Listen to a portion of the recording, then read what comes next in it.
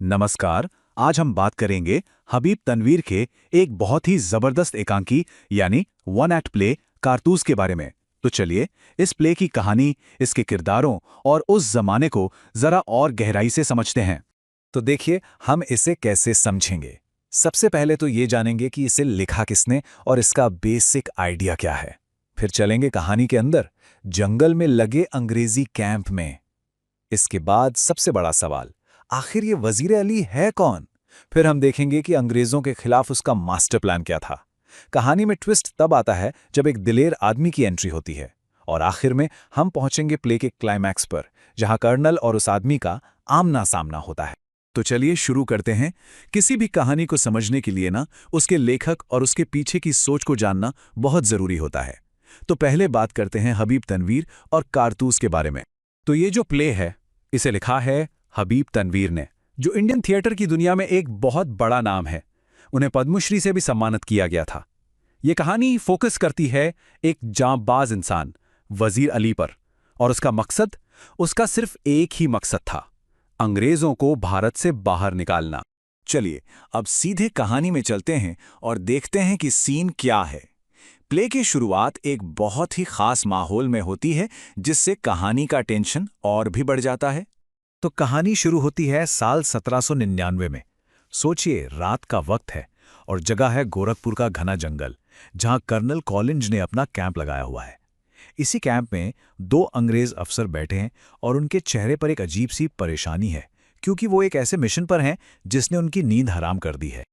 और देखिए, लेफ्टिनेंट के मुंह से निकले ये पहले शब्द ही सब कुछ बयां कर देते हैं। वो इतने परेशान हैं कि उन्हें लग रहा है कि वजीर अली कोई इंसान नहीं बल्कि कोई भूत है जो हाथ ही नहीं आता। तो सवाल उठता है कि भाई ये वजीर अली है कौन, जिसे पकड़ने के लिए इतनी बड़ी फौज लगी है। तो अब कर्नल लेफ्टिनेंट को उसकी पूरी कहानी सुनाता है और उसकी तुलना पता है किससे करता है? रॉबिन हुड से। तो हमें पता चलता है कि वजीर अली ने अवध पर सिर्फ 5 महीने ही राज किया था, लेकिन अंग्रेजों ने उसे गद्दी से हटाकर बनारस भेज दिया। कहानी में मोड़ तब आता है जब उसे कलकत्ता बुलाया जाता है और वो कंपनी के वकील की हत्या कर देता है। बस उसी दिन से वो फरार है और इन जंगलों में छिपा हुआ है। और यहीं पर कहानी का एक बहुत ही इंटरेस्टिंग एंगल खुलता है। ये है कॉन्ट्रास्ट वजीर अली और उसके चाचा सादत अली के बीच का। देखिए, एक तरफ है वजीर अली जो अंग्रेजों का दुश्मन है, एक देशभक्त है, और दूसरी तरफ है उसका चाचा सादत अली, जो कि कह सकते हैं कि ऐश पसंद इंसान था, अंग्रेजों का दोस्त था, और उसने तो गद्दी पाने के लिए अपना आधा राज और 10 लाख रुपए तक अंग्रेजों को दे दिए थे। अच्छा, तो वजीर अली की लड़ाई सिर्फ अवध की गद्दी तक ही सीमित नहीं थी। नहीं, ये तो एक बहुत बड़ी साजिश का हिस्सा थी। एक ऐसी साजिश जो पूरी ब्रिटिश कंपनी को हिला सकती थी। कर्नल बताता है कि वजीर अली अकेला नहीं है।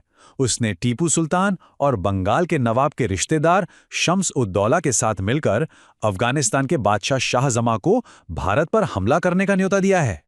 और यह है वजीर अली का पूरा 5 स्टेप प्लान। पहला स्टेप, किसी तरह नेपाल पहुंचना, फिर अफगान हमले का इंतजार करना, इस बीच अपनी ताकत बढ़ाना, और फिर सादत अली को हटाकर अवध वापस लेना, और आखिर में अंग्रेजों को हिंदुस्तान से बाहर खदेड़ देना।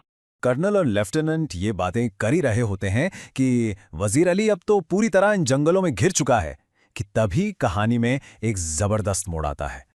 फ्रेंड्स, इस वीडियो को पूरा देखने के लिए आज ही फ्लेक्सी टीचर ऐप सब्सक्राइब करें, जहां आपको मिलेंगे animated videos, digital books, text book solutions, notes, DPP और क्विज। और हाँ, flexi teacher app mobile, TV और कंप्यूटर पर अवेलेबल है। और अगर आपके पास इंटरनेट नहीं है तो तुरंत ऑफलाइन सेट टॉप बॉक्स के लिए संपर्क करें। Flexi teacher, the one you needed.